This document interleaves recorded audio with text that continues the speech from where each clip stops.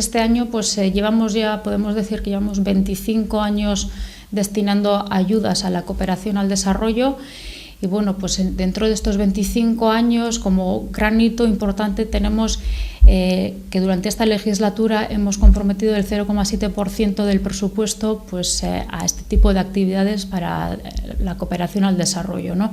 Tal y como tenemos para trabajar en el propio municipio la cohesión social a través de los servicios sociales, nosotros intentamos, en medida de lo que podemos, desde Getxo, ayudar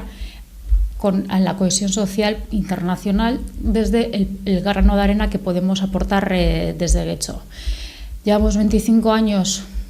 con la cooperación al desarrollo, 0,7 desde esta legislatura, y el presupuesto de este 0,7 se destina en gran parte a las ayudas en los países empobrecidos,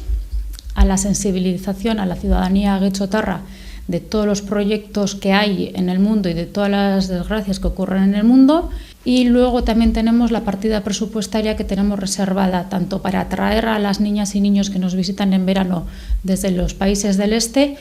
como para una partida presupuestaria para las desgracias que ocurren de emergencia en diferentes países del mundo.